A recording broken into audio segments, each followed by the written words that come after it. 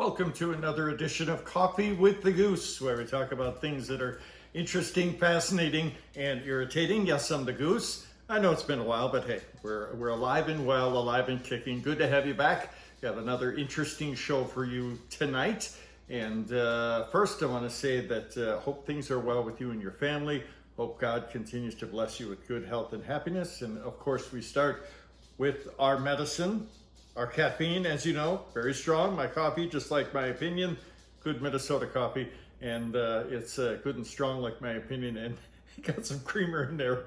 Lord knows I need both of it. Because it's sweet, just like me, right? Okay.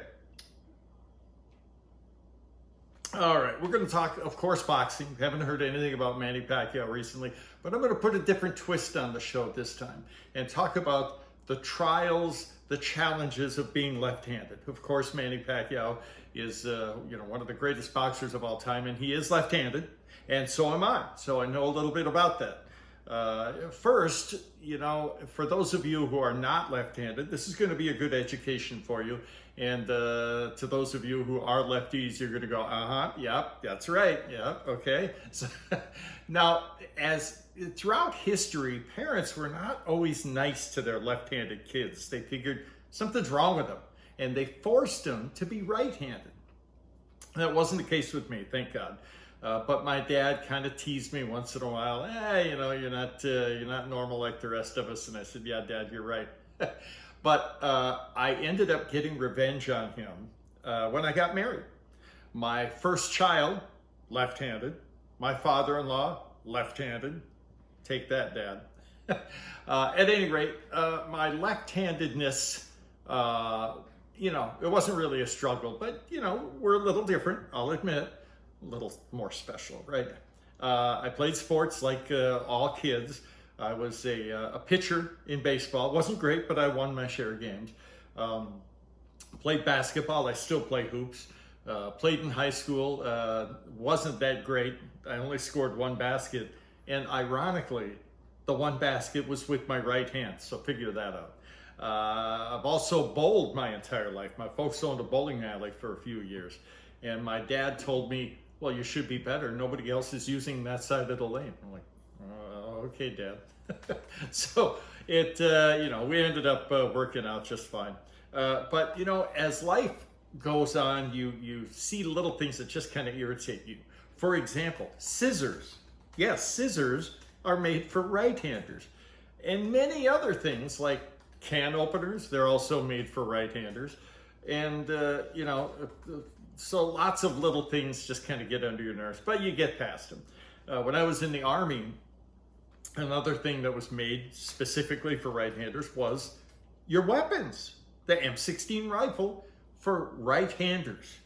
And they warned us that as a left-hander, when you're firing that rifle, the shell casings are going to pop out on your left-hand side, not for right-handers, right? And it's going to burn your arm after a while. And sure enough, that was the case.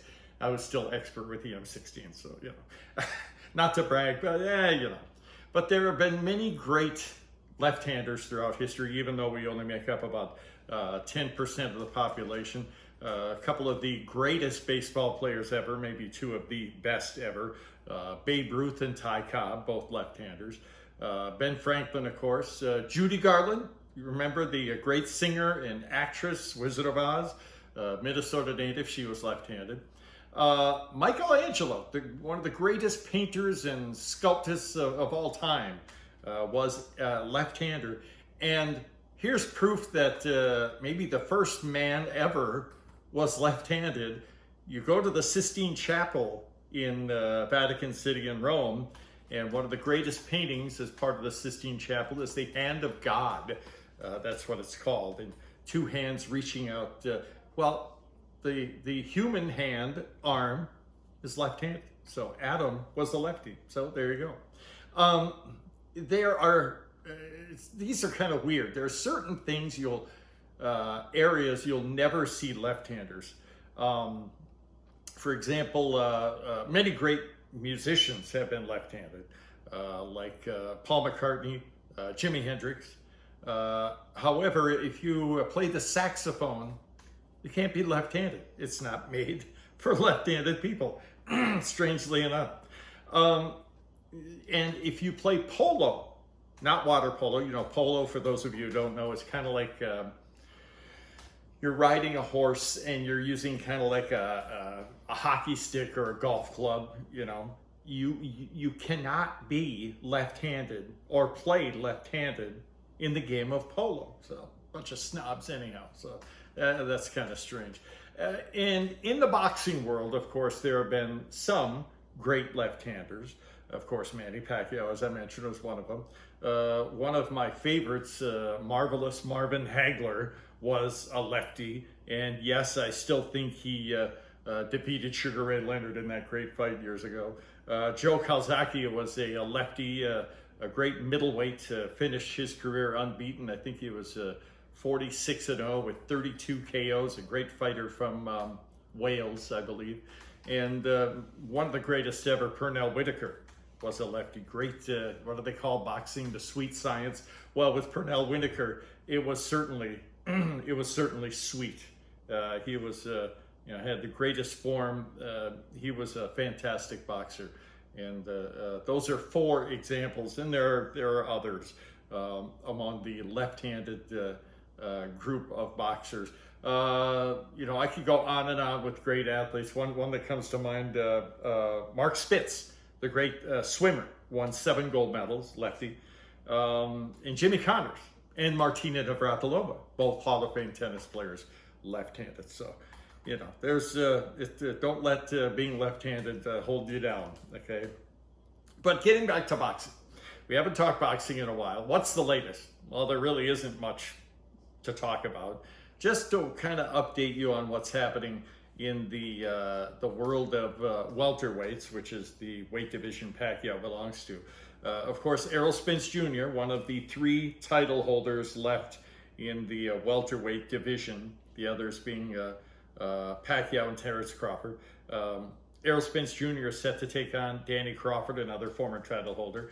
That'll be in November 21st, and I'll want to watch that. That should be a great fight. Garcia's the real deal. I think he's only lost twice, I think.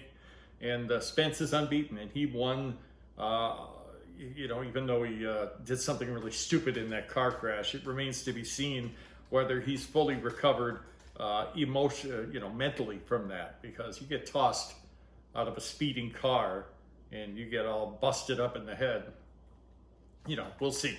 I don't know. We'll find out on November 21st. Again, the other title holders, Terrence Crawford, still unbeaten, fights under Bob Arum in Top Rank, and Manny Pacquiao, who took the crown from Keith Thurman recently. Oh, by the way, Keith Thurman, he just can't.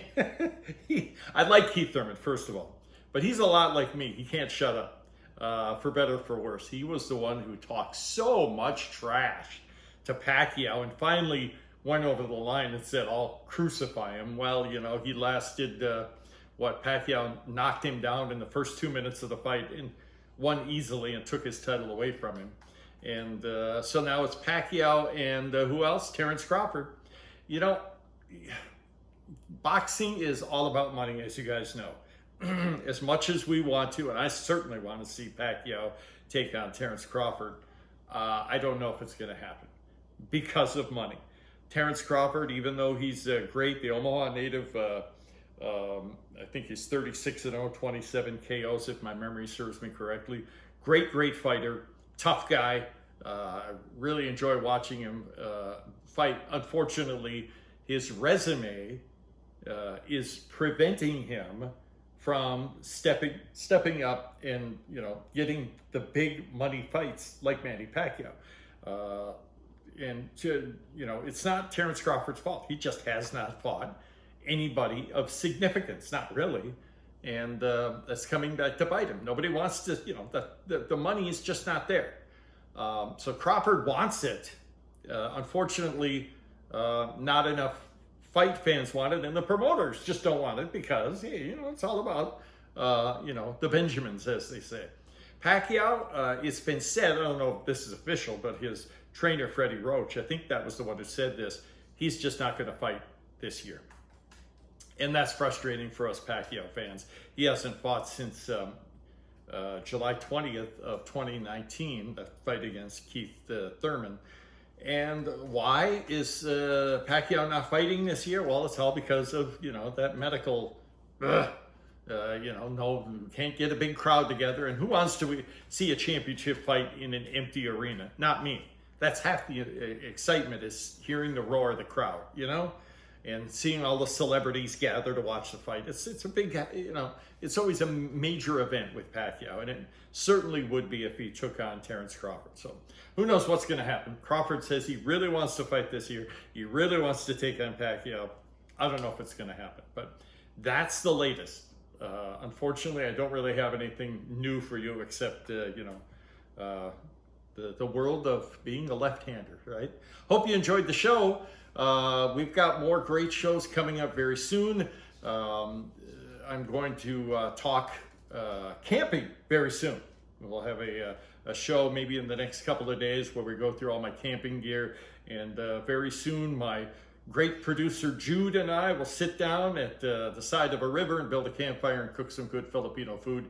And then hopefully before the summer or fall is out, I'll head up to the wilderness again, to the Boundary Waters canoe area, and take on the lions and tigers and bears. Oh my, that's always fun. So stick with me. Got a lot of great shows to come.